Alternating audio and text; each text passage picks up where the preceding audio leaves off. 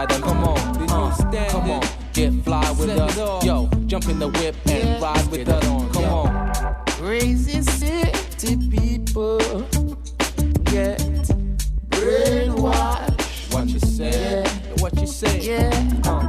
And ever crazy people, them no scratch. Only one way they can end. What you say, son? Crazy city people All around the world. get brainwashed. Yeah. Yeah. And ever busy people, What? no scratch. Come on. Yeah. While Rasta never be pretending, intellect ascending, where university chiefs could only dream to reach. And the vibes it never ended, Never. always comprehending the ways of liberty cheats as they roam the streets. Struggle, we live on. And all I really wanted to be now was a natty dread. If you understand me. Yeah. So what you saying, son? And all I really wanted for me now, a natty on my head. That's all. Yeah. Understand it. Said all I really wanted to be now What you wanna be? was a natty dread. Yeah. Yeah. What I'm created to be. And all I really wanted for me now, a natty on my head. Yeah. Come on. Let me tell you a little something, brethren. Nowadays ain't the same as some of the past that have been studying. Let me know once we were kings of wisdom and elegant things like Nefertiti. The poor never knew hunger, never needy. Men were less greedy, understood the principle of family. Builders of communities, making us strong, respected elders. Cause they lived long, we were infiltrated, violated in the worst way. Suddenly life resembled decay.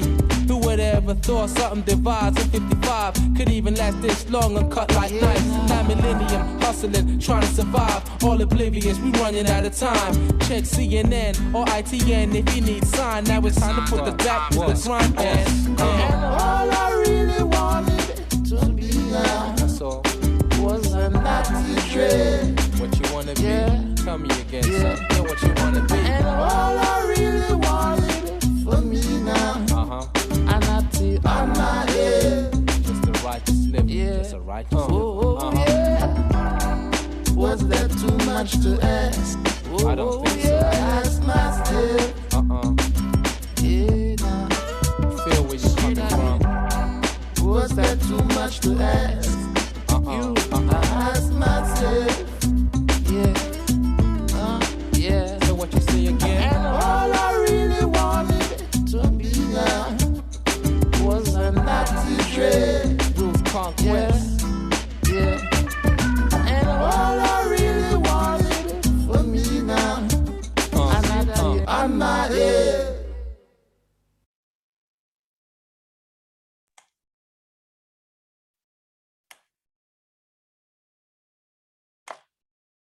Good evening, good afternoon, or good morning, depending on where you are in the world. Welcome to another episode of the Friday Mind Reset Live with your host, none other than myself, Tony Builder Dada. How you doing? Welcome to our Facebook guests, as well as our YouTube fans and attendees. Great to have you here. How you all doing? If you are new to our weekly event, well, welcome, and really glad to have you here. I want to just make sure that everything is working okay before we get into tonight's discussion.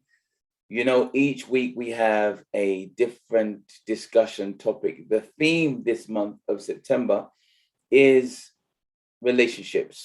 But before we get into that, because I know some of you are keen to hear and the topic and the discussion, let me know if you can hear and see me okay. So if you'd like to do a thumbs up or something just to let me know that you could see and hear okay, that would be fantastic.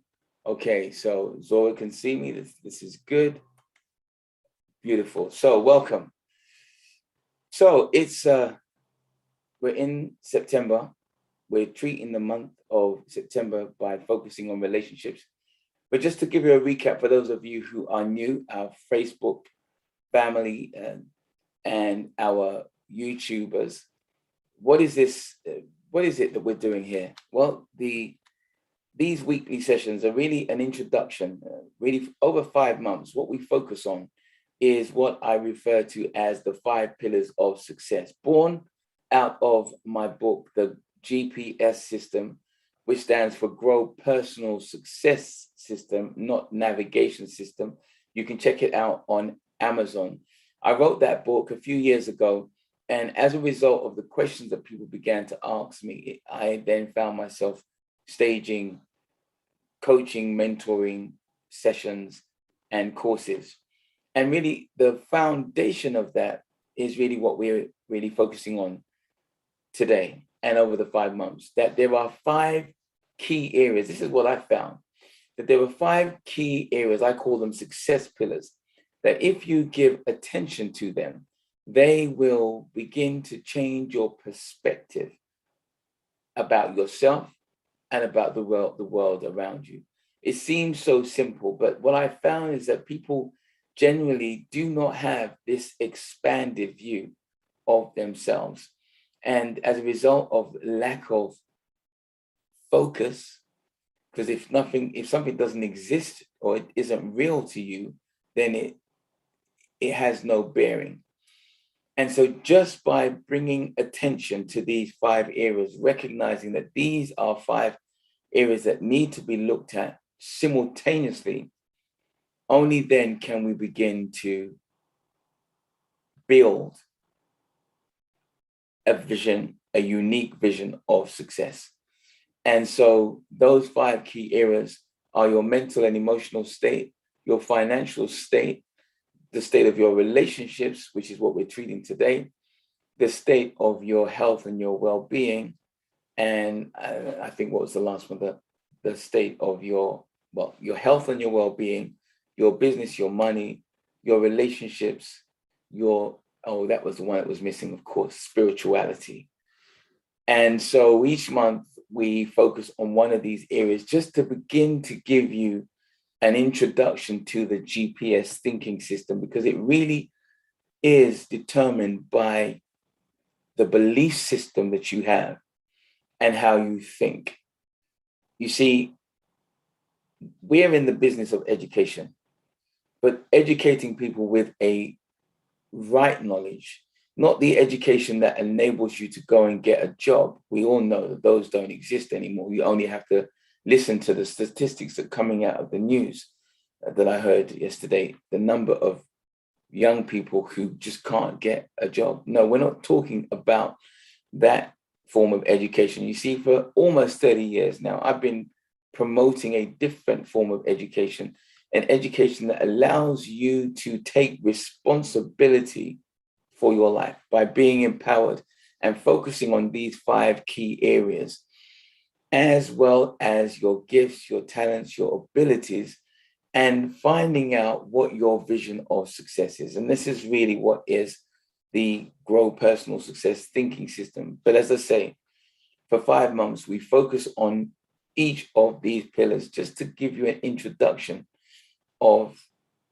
and insight and knowledge, perhaps, of important areas of your life that you should be taking responsibility for by focusing and gaining knowledge and insight. So with that said, today we are going to be talking about relationships, but a very specific area and focus on relationships. You see, I was doing some research recently and I came across something that kind of intrigued me. So what was the intrigue? Well, it was a lady promoting a business on relationships, but the focus was exclusively Black. And so I reached out to her and we had a conversation. And what she told me was really quite insightful, that I thought we should expand this and invite her onto the show so that we could have a conversation to find out what kind of intrigued her to take this kind of a move, but also just to ask questions. Now, this is something that I haven't done before, and as you know, that my focus is really looking at things from a spiritual perspective, but it's also about looking at what's going on in the community. See, I'm all about investing and supporting and empowering those who are either marginalized, disadvantaged, disaffected, or just cast to the side. And so when this lady was saying to me that she felt that some sections of society were being cast to the side or marginalized when it came to the whole area of dating and relationships, well, I was like, I need to know more about this. And I'm sure you would like to also. So that's the context. Before we dive right in, let me say, for those of you who are visiting us for the first time,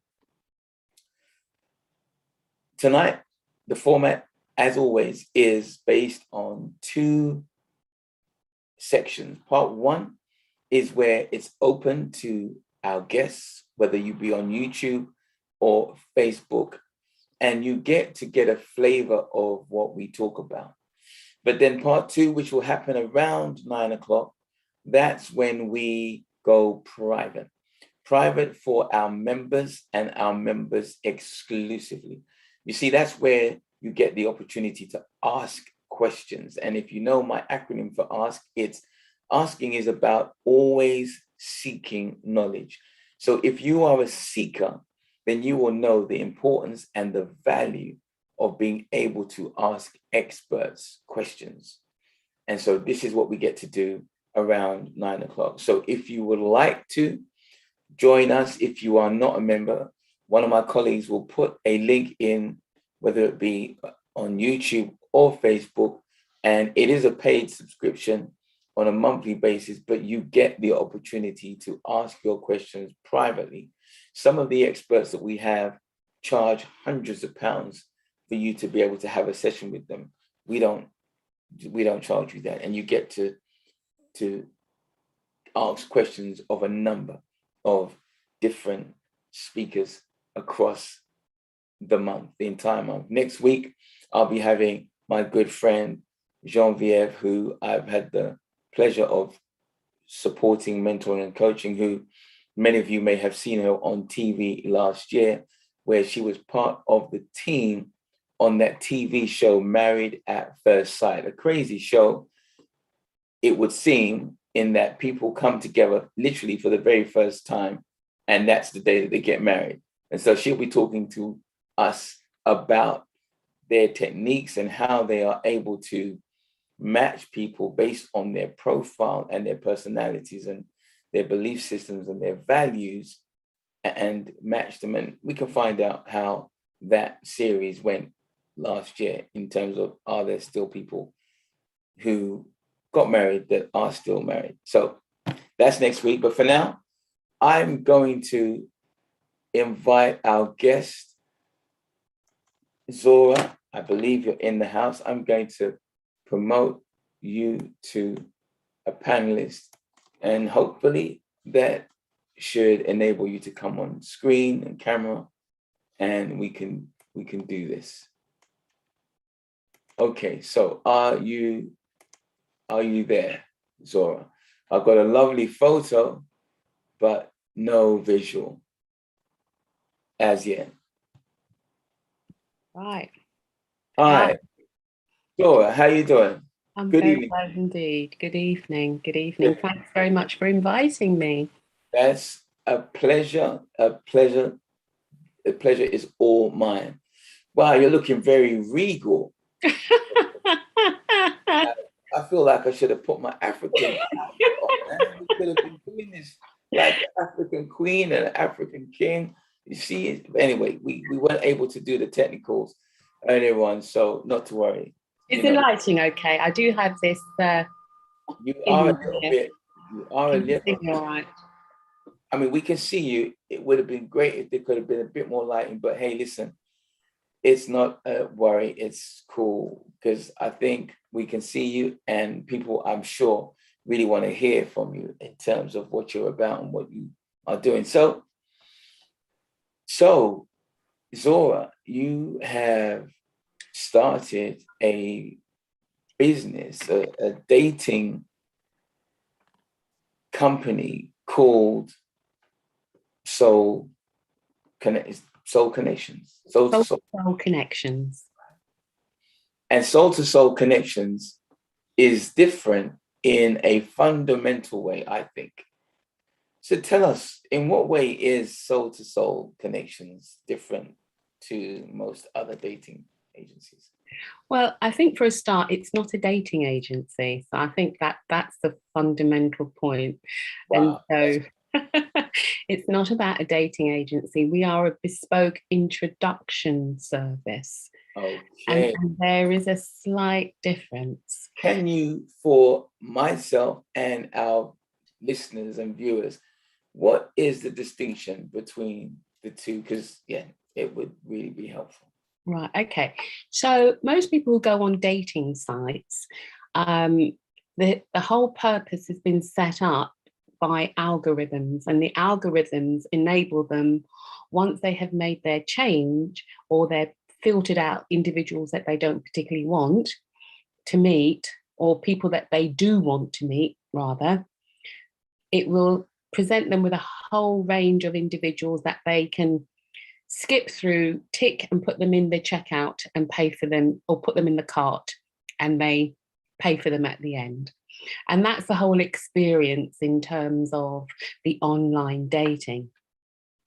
What we offer is exclusive to our community of Africans or people from African Caribbean heritage. And it's a much more old-fashioned, old-fashioned or traditional way of using a hand-selected approach. That means it takes me about 3 hours to undergo a number of assessments with my members. And after that process has been done, I'm left with a whole load of information, because I get a genuine sense of what this member is looking for, because I take them through a couple of assessments.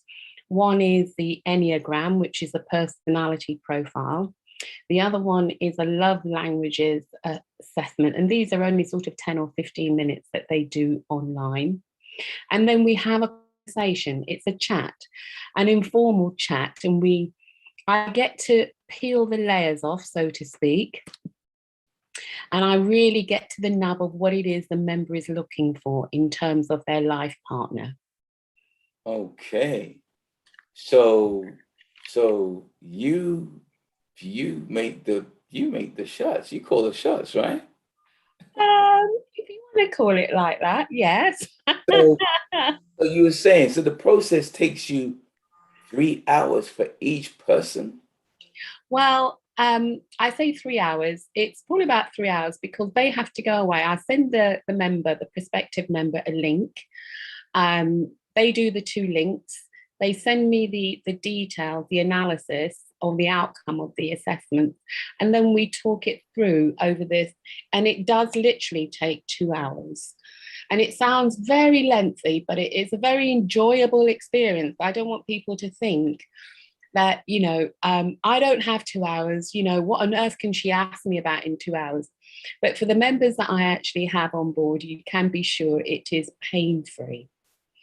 Wow. Okay. So I guess, we keep it real here. We ask questions, and as you heard me say, asking questions is the way that we are able to build knowledge and get an understanding. So immediately, I think I did ask, my first question was, so how comes you're doing this thing exclusively for people of our community? Like, isn't that, and hasn't that been frowned upon by some people? Like, what prompted you to feel that niche was not being catered for? Right, okay. Well, I married in the early 80s. I got divorced in the mid-90s. For those who are old enough to remember back then. And out of that period of time that I was married, it wasn't all bad. I produced two extraordinary young men who I adore. And then when I sort of came out and into this sort of the big wide world, it was a bit of a shock. And you lose your confidence when you've been married for some time. And the whole thought of dating again was overwhelming. I knew what I could get away with in my marriage. I knew all my comfort zones, and trying to express them to somebody that was alien to me or foreign to me, I found I was quite overwhelmed. And I tried a number of ways of dating. I tried speed dating, and I thought that was the most waste of time, a real gimmicky affair. And I went to, and because I wasn't sort of, at the time, if you needed to go online and date, people really frowned and thought you had something wrong with you. It was like, why would you go down that route? And so I didn't have the confidence to do online dating. So I went to an agency that was a bespoke agency for Asians. And they had a small subsection there for Africans, and African being people. So I rang them. They're based in Southall in London. And they said, we've got this service, but it's not really used very much. We only have 2 people on our books. Wow. Okay, we're not going to mention the company's name. Oh, God, no, I can't even remember the name anyway. And whether or not they're still solvent, I don't know. But off I trotted. I paid a huge lump sum. And after going through this very lengthy, just a tick box exercise, really, they gave me a brochure. They asked me to fill it in. And then they said, look, we've only got a couple of guys. What do you think? But we do have an Englishman who likes going out with black women. And I said to them, but I don't want an Englishman. I want an African Caribbean man. They said, but we don't really get much of a demand for your culture. So I went along to another agency, which was asking for several £1,000s to be introduced to the men on their books. And I had a conversation with a lady on the phone, and she said, we don't have any men who will go for your type. And I thought, what do you mean, my type? Yeah, she said that? Yeah. So again, I felt extremely affronted. Now, So when you said to her, like, what do you mean? Like, what do you mean? What did she say to you? Well, people are quite diplomatic, but basically what she's trying to say is all the men on our books want petite blondes, basically, size 8 to 10 blondes. Wow, that's in a nutshell, that's what she was saying. And I thought, well, that sure as hell ain't me. So I thought, it's okay, I'll hang on to my money. It's hard earned. And as I walked away feeling completely deflated and rejected, and as if nobody would ever love me again, I thought, why is it that I have to turn to these people to do the job of matchmaking when they don't know anything about our culture? So I take it this other agency that you went to, it was not established by people from our culture? No, not at all. I went to the Association for Introduction Agencies, the ABIA, did my research, gave them a ring, went along. It was in London, Marylebone or somewhere like that. And had this interview with this woman, and I felt incredibly rejected. But anyway, she did me a favor because I got fire in my belly. And as you do. And I thought, I'm going to do it for us. I'm going to do it for me. I'm going to do it for my people. I knew that friends around me were in the same situation. And I even have friends now from back in the day from school who, when I was moving around the country because my ex-husband's job made us have to move, I came back home to where I'd sort of started off as a school child. And All my school friends were still single, No, childless. are you serious? And I'm just like, what's going No. on? Are you They, serious? So you're saying that you've got friends who have been single. No, let's just be so we are clear. Are you saying that you've got friends who have been single for over 10 years? I've got friends who've been single for 40 odd years. No, no, hold on. What's going on? Like that? Exactly. No, That is the question. but What is going on? And it really, really distressed me. so hold on a minute. No, that because people. So we're gonna open it up. But I know I can hear some people saying, no, that's not possible. Like in England, in London, some you're saying black women, a black woman who has been single for over 10 years. Like, what's she like? What's going on over there? It's not like, is she like 3 foot tall or like what's going on? What's going on? No, and I think these women are absolutely fantastic. You know, they're intelligent, they're smart, they're Okay, beautiful. so let's just like this is why I thought this is really quite intriguing because like I can see that you're passionate and want to empower and be a force for good.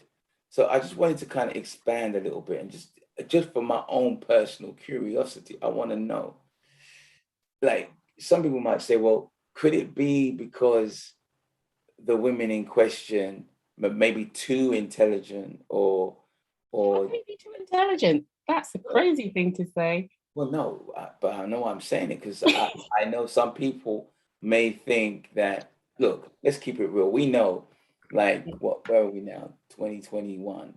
There was a time back in the, uh, well, back in the 90s when there was this whole narrative that was thrust out where it was about, you know, women were encouraged, I would say even coerced without realizing it in some cases to pursue that corporate journey. And many took it because the money was good. And I know many female friends who took that path and did really well, but then one day woke up and realized, but hang on, I'm making all this money, but I've got no man in my bed. So that's why I'm asking the question, like, could it be some of that? It's a very difficult question to answer. I mean, all I will say, I was part of that group.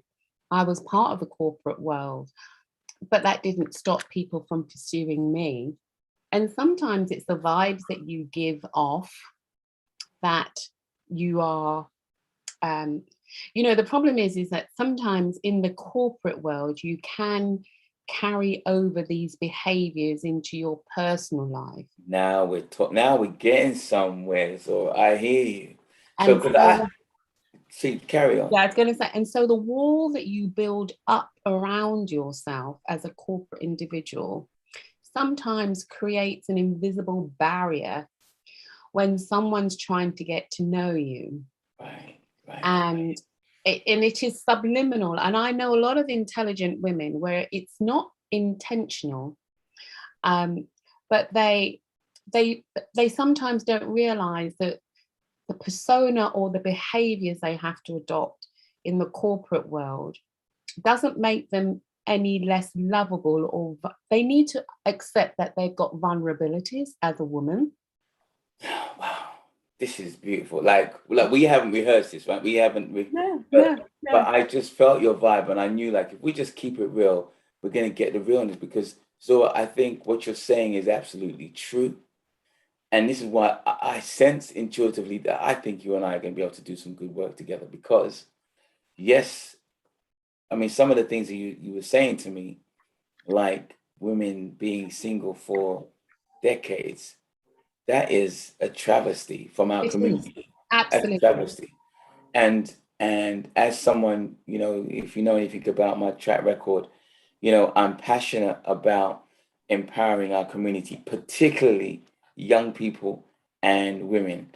And you might say, well, why? But the truth of the matter is, you and I both know that any society,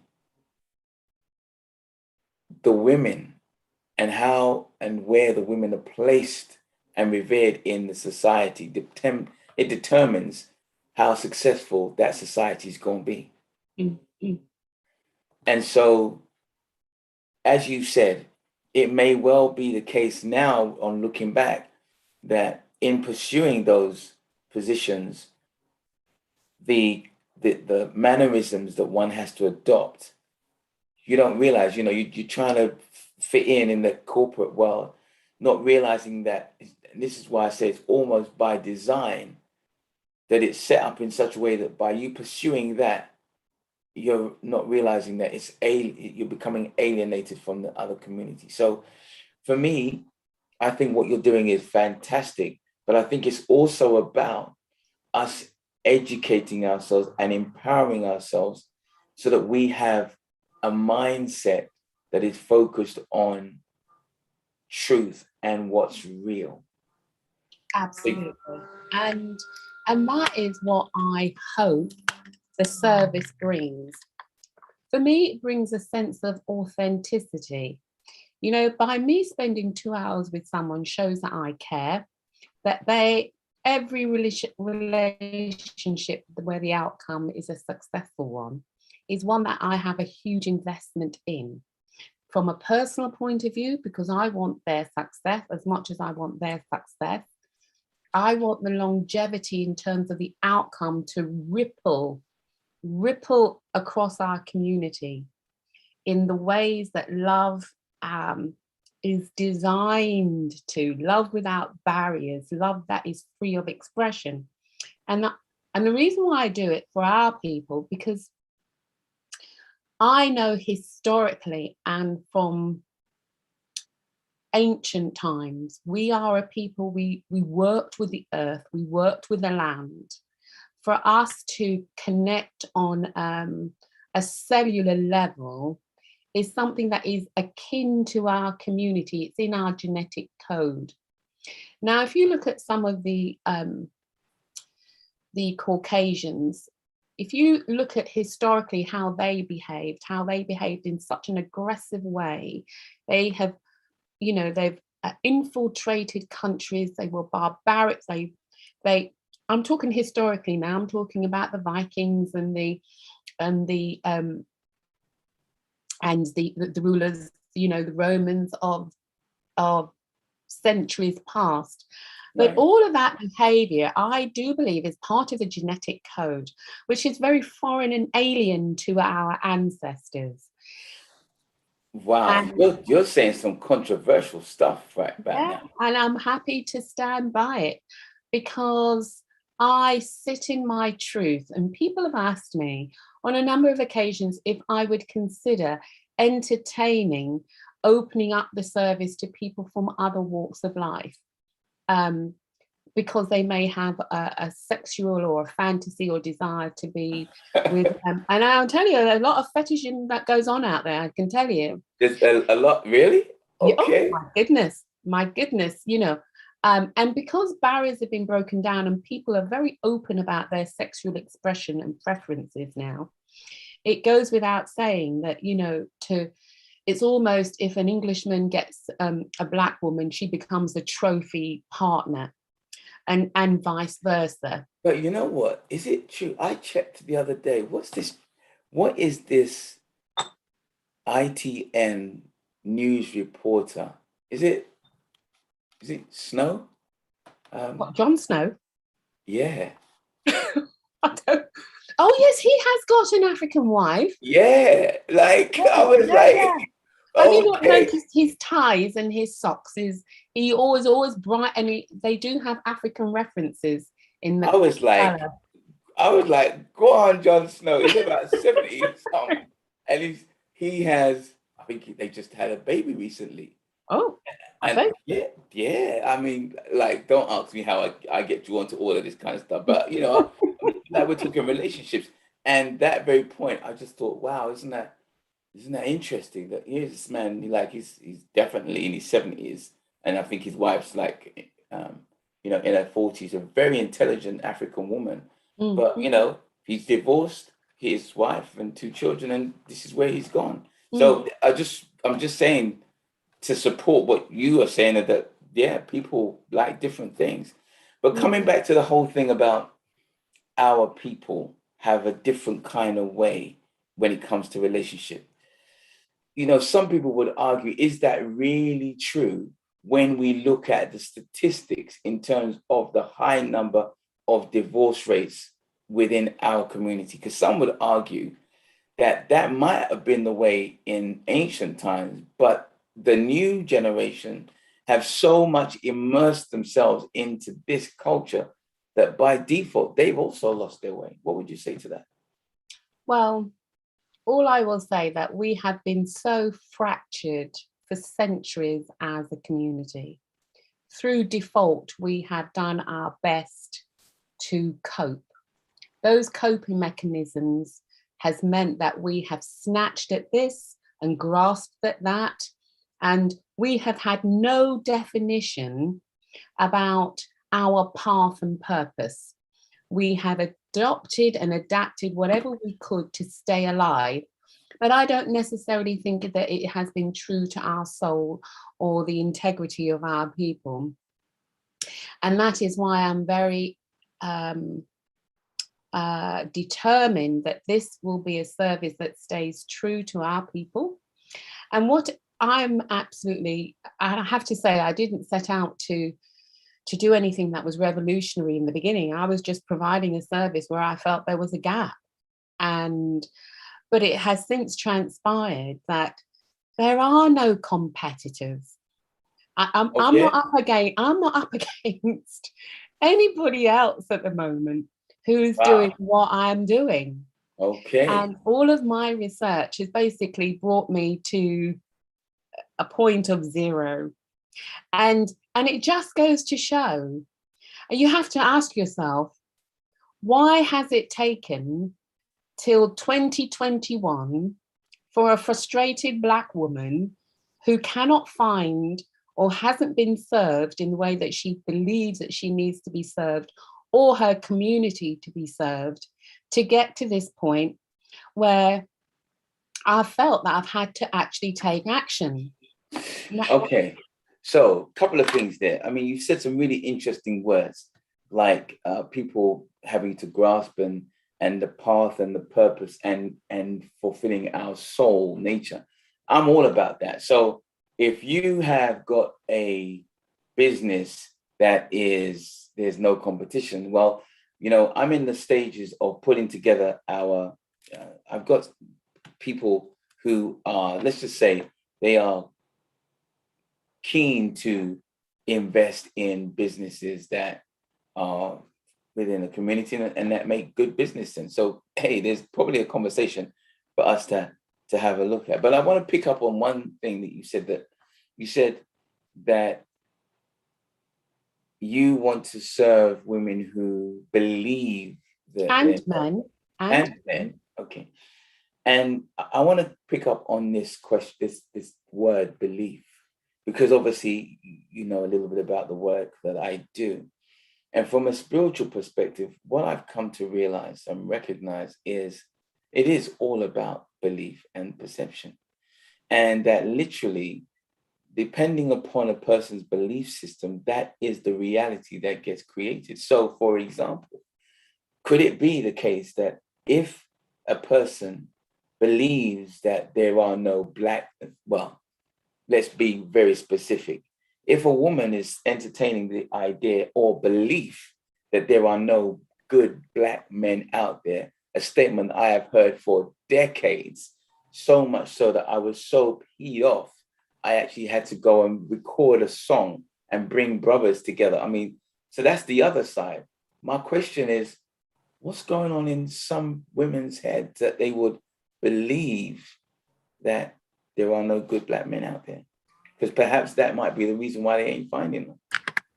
Well, you've touched on a number of things. That a lot of it is about perception. And now I can't get any data.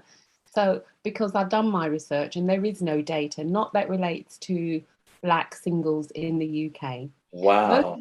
Most of the data is all relevant to the Black singles in the United States, and there's quite a bit. So there is very little. Shocking. Well, what does it say? what does it say? It should say a huge amount in terms of, A, no one thinks that we're worth investing in. B, there probably aren't sufficient social sociologists out there keen enough to want to look at our community in order to gather the data and the facts. And for me, it's a travesty. Think about it. Why are we not valuable enough for individuals to invest or do any research about us in terms of our relationships? Okay, well, you know what I would say as an answer to that question, as someone who's been working within our community for almost 30 years, and this may come as a surprise, but what I have found is generally, my people don't care enough. We don't care about ourselves enough. Let me just stop you there, because you almost falling into the pit where you talked about Black women saying that there are not enough decent Black men out there, right? Because there are. Okay. Well, no, it's not a pit. I'm as a Black man. I hear what you're saying. I'm just sharing with you. Yeah, well, I've been around a little bit longer than you. Yeah, but you ain't a Black man, though. Like, I live this Black man thing. Well, and I live the Black woman thing too, and the long and short of it is we are there. Now, the thing is, it takes guts and courage to come forward and talk your truth, right? 100%. Now, a lot of Black women have been frustrated by the lack of fidelity in our men folk. They tend to have, my experience of what they've said to me is, they don't come with a clean slate. They come. What does that mean? Let's break that down. What does that mean? Now, we're going to get deep today. What does that mean? Now, I can only speak in general terms. Of course. But when you get to, big people age, let's say, for want of a better word, they are not going to come without history. They're not going to come without having had previous relationships and offspring. Yeah. Right. And so there are lots of complexities. So if you're going to go be connected with a Black man who may not have been born here in the UK, who is of my father's generation, perhaps, it's very likely that his behaviours tend to reflect a sense of freedom in his relationships, which sometimes doesn't portray the one man, one woman monogamous sort of relationship, which is what a lot of Black women are looking for. They're not looking to be the baby mother or whatever. They want to be the only one in that man's life. They're not interested in being that bit on the side, or second or third down the chain. Okay, I hear you. Exclusively number one. Okay, I hear you. So, but the question would be, that's reasonable, a reasonable request, but are they ensuring that they're bringing something of equal merit? Well, again, you see, I think it works both ways. Yeah. And I think what my expression always has been with my partners, if it's good enough for the goose, it's got to be good enough for the gander. Right? So what I'm basically saying, in terms of equality, I'm not saying that all Black women are saints, because a lot of them are not. I'm not saying the reverse for all Black men. I'm just saying you get to a stage in life where we are big, ass, old and ugly, and everything in between. And we have to face up to the honest truth that we come with stuff. Right, okay. How that stuff is managed in a relationship, in the context of a open, honest and committed relationship, is something else. So right. How it plays out sometimes might appear that there is a high level of infidelity. Why that is allowed to take place, or why a Black man feels that he should, I don't know. However, there is some stuff around genetic coding, historical behaviours that have been allowed to take place. There's lots and lots of things. But you see, the research isn't there for me to back. So I can only talk by the experience that I've had. But you know what? I think as a result of that, you are in a amazing position to begin to do research and studies and provide empirical data and evidence to begin to bring a sense of what's going on. Yeah, Like and I why do. Yeah, I definitely feel that, you know, there's a time and place for everything in life. And I do feel that in terms of COVID has taught us this last year that life is incredibly precious and it is very fragile, much more fragile that I think than we ever truly appreciated.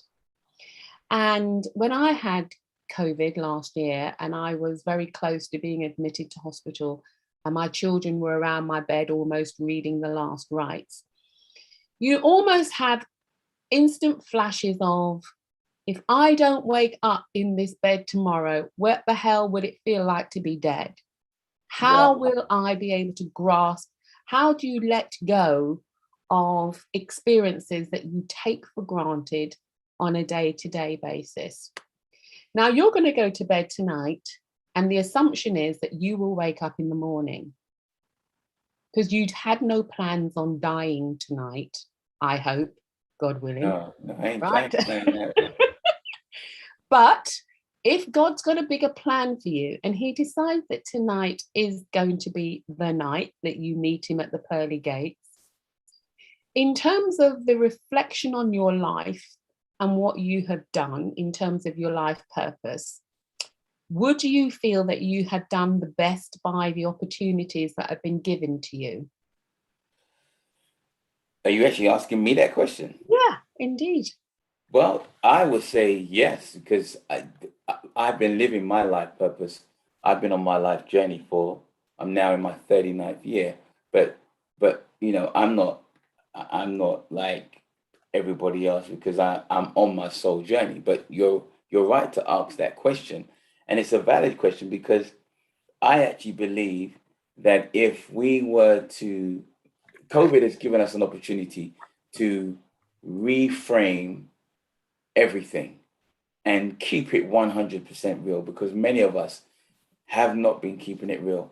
And what I have found where the relationship dating side of things is concerned is we're living in a world today where anything goes. Like there's any kind of relationship that you want is out there. Yeah.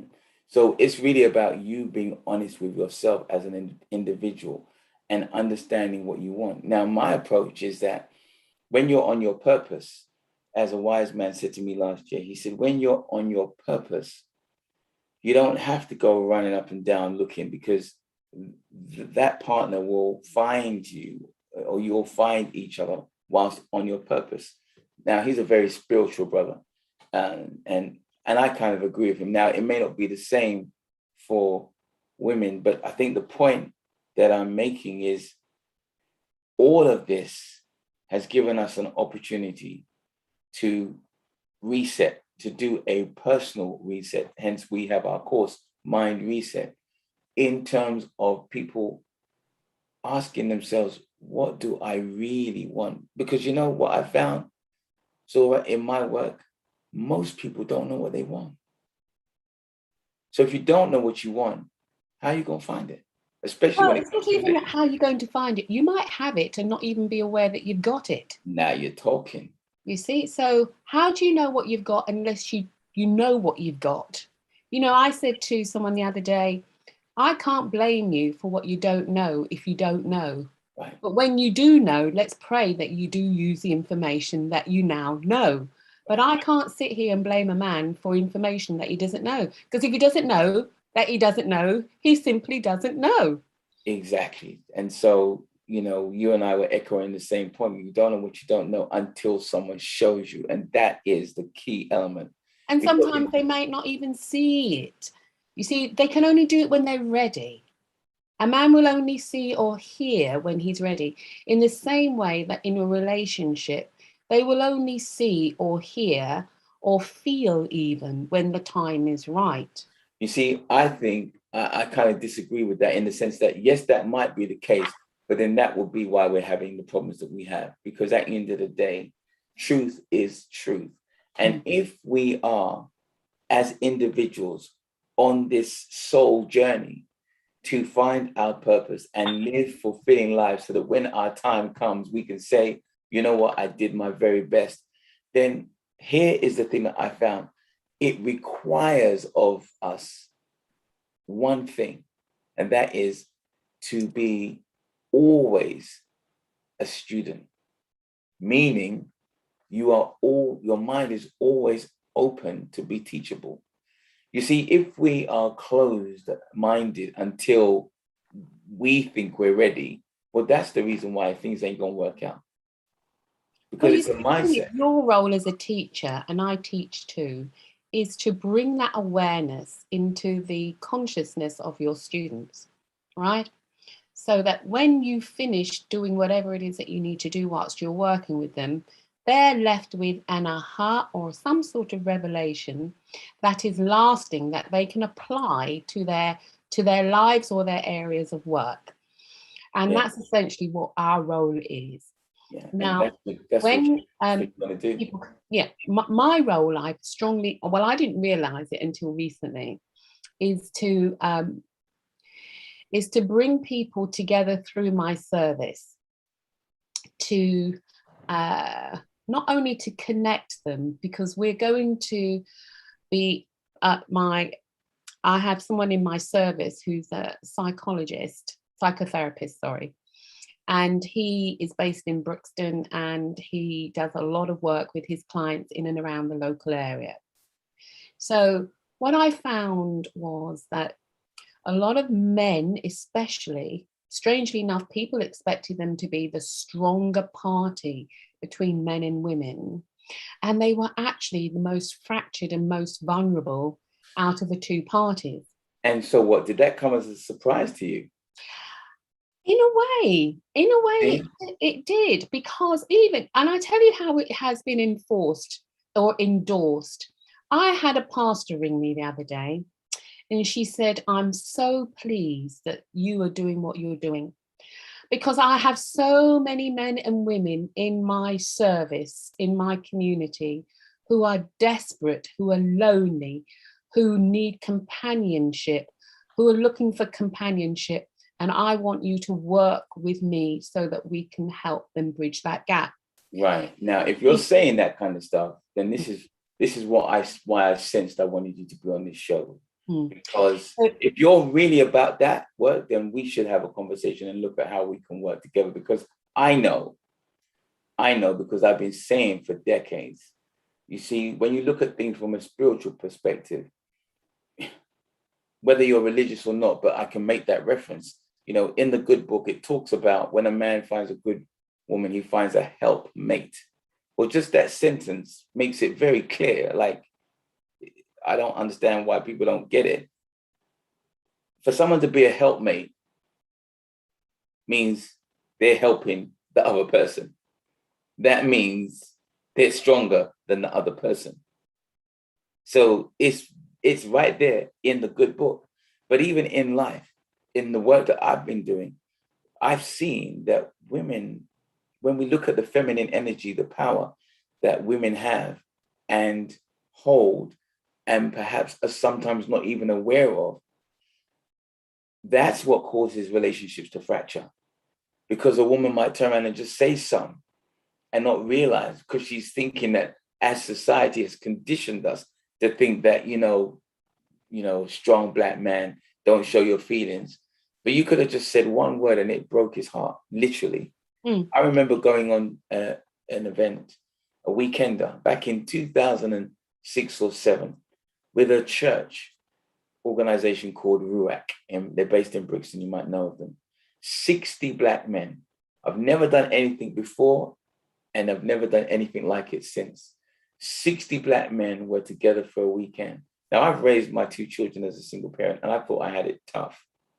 But when I heard some of the stories of some of these men, who some of them were in tears, broken, fractured as a result of what they'd experienced in their relationships, it made me realize that somebody needs to find it to be their calling and their purpose to step into this arena and not do it by themselves, but collaboratively bring together a service that touches on the psychological aspect of things, the brain conditioning, the mind conditioning that society gives us, and the soul searching, and bring all of these things together to help people realize you see your perception, whether it's true or not.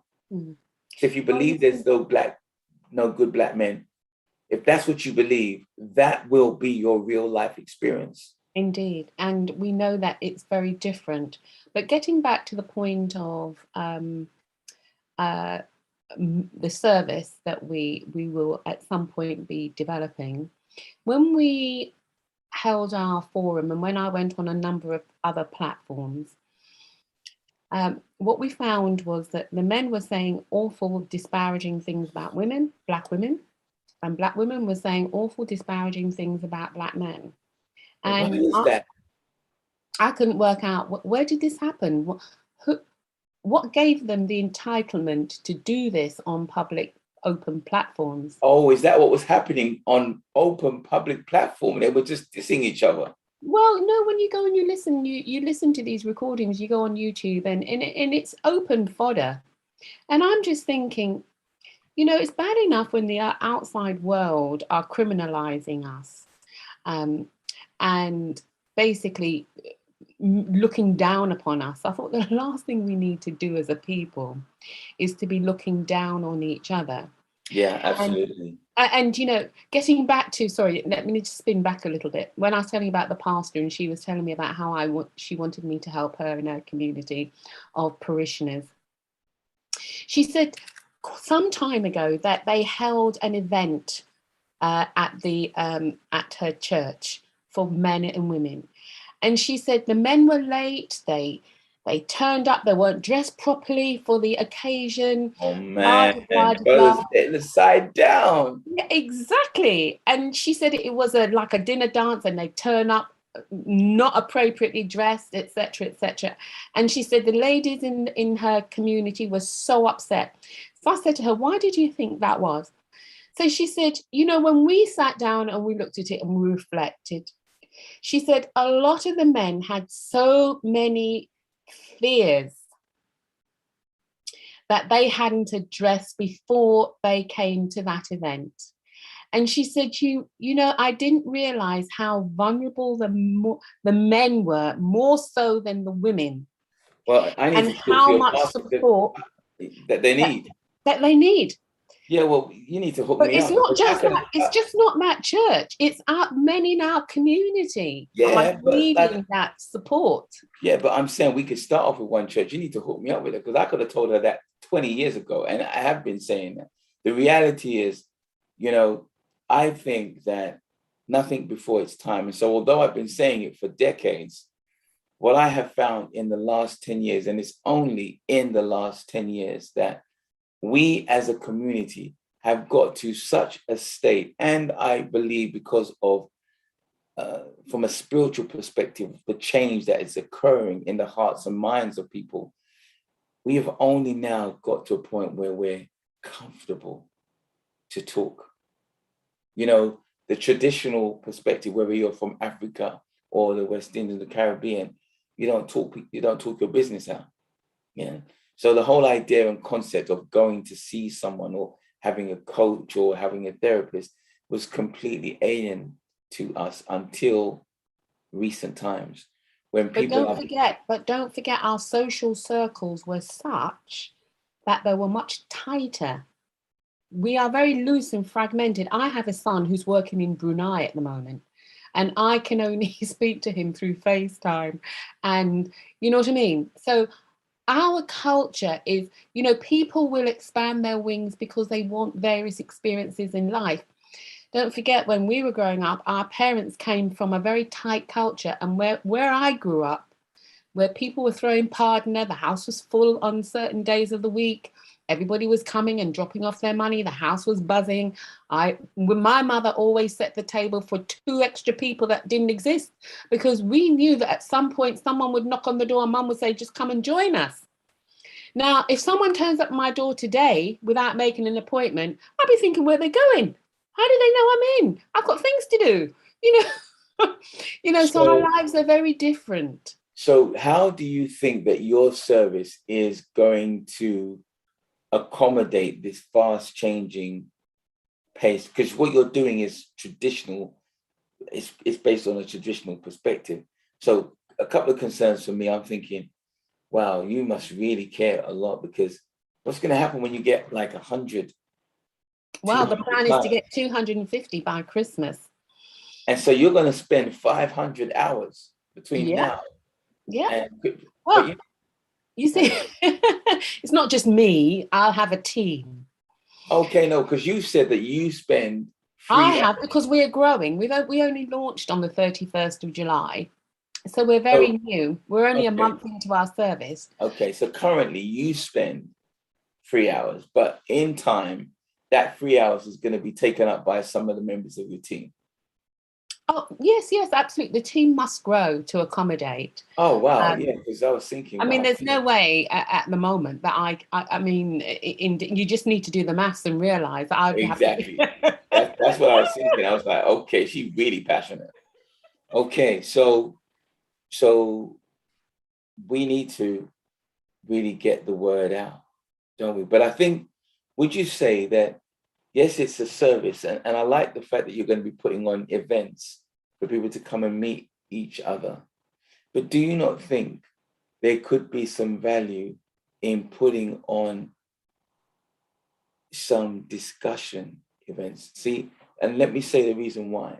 I've been in this space for nearly 30 years. And I found I was running events. It was called Real Talk back in 2005 with young people. It's a long time ago. And back then I saw for the first time, our young people have always been often demonized. But when we sat down around, in this case, we sat around food and we had discussions and we had guests. It was amazing the things that came out. So I've always had in mind that I used to ask myself, when will my people, the adults, be ready for such a conversation? What I mean by that is having a conversation with male and female, because we definitely need to have a conversation around the sexes for healing purposes, because by spiritual law, you cannot have growth unless you have healing first. That's nature's way. That's the order of things.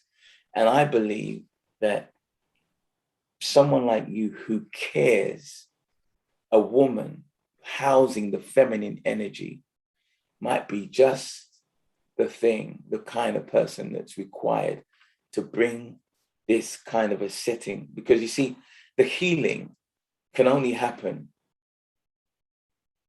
from a place of love. If we're doing that, bitching at one another, that ain't gonna work. It has to be healing from that perspective. So I'm just putting it out there, because if you're up for that, I'm definitely interested in, seeing how we might be able to do that, because I have suffered as a result of the lack of awareness and the lack of a belief and lack of people within our community, particularly women, not recognizing the power that they hold. So that's a very emotive word, the power they hold. And I think we all have a duty and responsibility in our communities to connect, love, uphold, and support each other. Now, you talk about having a platform for discussion, and there are many individuals out there doing that. Obviously, my focus is on the emotional intensity of how I can bring individuals together. Right.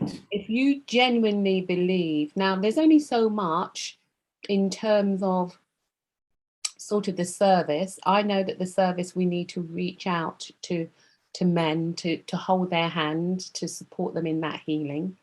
Many of them are quite broken, feeling quite exposed. no matter where they go or what they do, society and the world that we live in condemns them. They condemn them if they can't do right for doing wrong. It doesn't matter what they do. Yeah. And you know, my role, I see my role as bringing and uniting individuals in a loving capacity, because unless we have that as a root source, absolutely, in our community, we are not going to bring up children into this world who are going to feel valued and supported. Absolutely. I hear you 100%. So it has to have the starting point you talked about. You know, me and my children's father, when we broke up, I always remind them that I was never raped. They were consumed and conceived in a loving environment.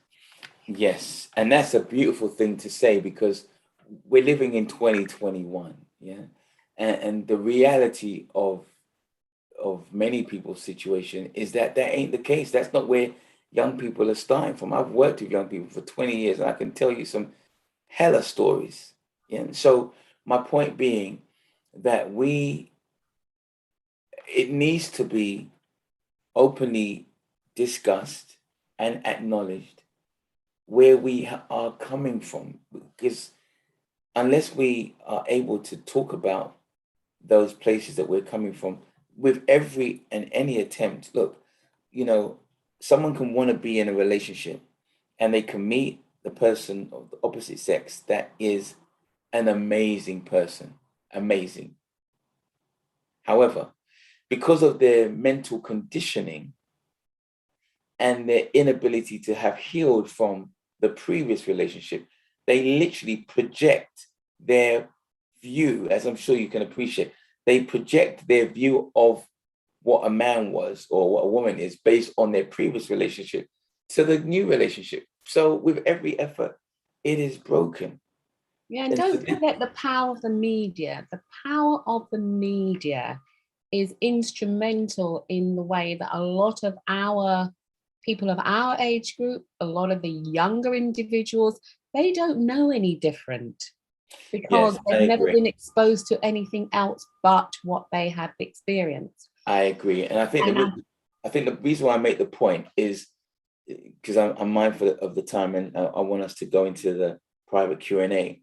But there is one of our members who her passion and her purpose, she has discovered through going through our holistic GPS mentoring coaching program, that she's here for Black men. She's here for Black men and the healing of Black men.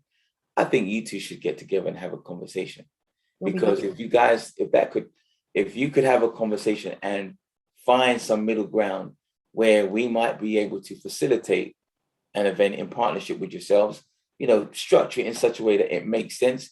It makes sense for her in terms of what she wants to do in terms of healing.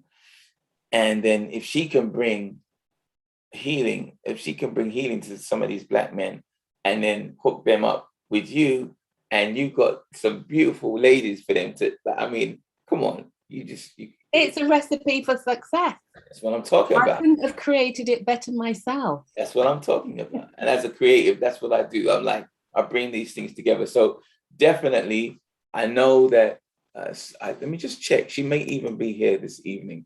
And so, yep, she's here. Suzette's here.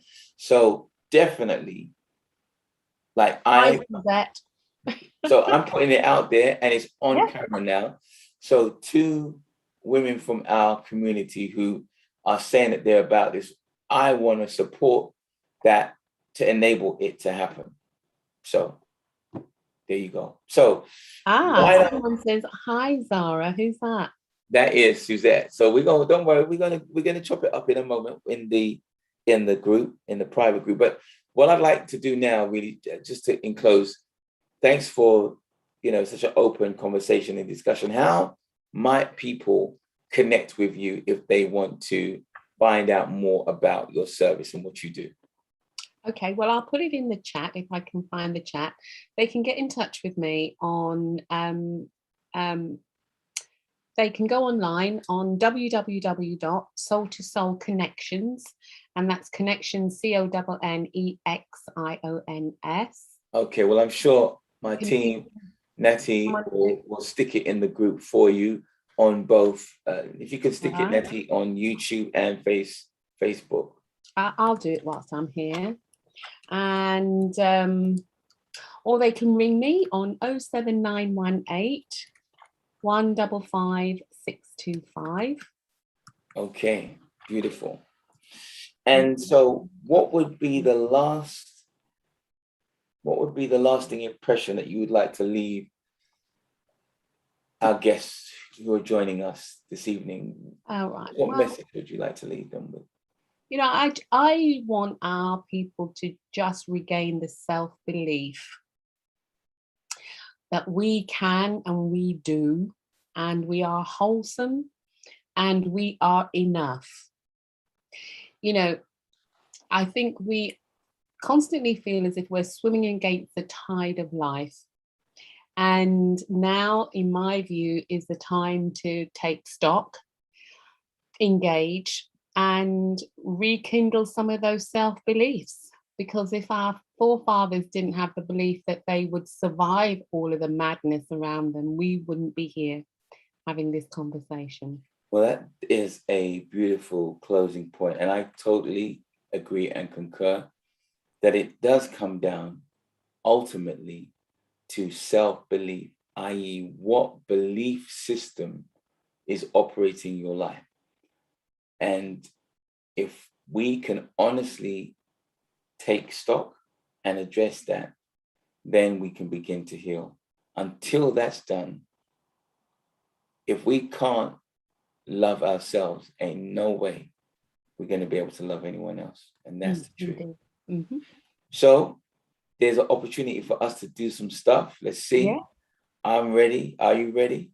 I certainly am. I was born ready. Okay. All right. Well, we're going to put it to the test because, you know, Tony Dada loves to put it to the test. Okay. So I hope you've enjoyed, ladies and gentlemen, our guest, Zora. Thank you so much for your time. Thank you. Next week, we'll be continuing the conversation on a much broader perspective with Geneviève. She's French, of course, by the name. And we'll be talking about relationships on a broader perspective. We also are going to have an opportunity for you to engage with us. So if you want to participate in any of the things that we're doing in the coming weeks, namely, we are putting together a 5-day challenge. And in this 5-day challenge, it's really for individuals like what we've been talking about today. If you want to make a change and you're prepared to take action to bring about a change, whether it be in the state of your relationships, in your business or your finance, in your health and your well-being, your mindset, your business, your money, if you want to gain clarity in any of those 5 areas, then we'd invite you to take the challenge. And you'll hear from some of the people who I've had the opportunity to work with and create some amazing transformations. Because as you've heard today, it is all about the belief system that you have adopted or that you've been conditioned through. Remove that and your life can literally transform. On that note, I'm going to say thank you for joining us. We're going to go off now into our private Q&A from me, Tony Dada, your soul brother from another mother, and my special guest, Zora. We'll see you next week. Okay, I'm going to stop the live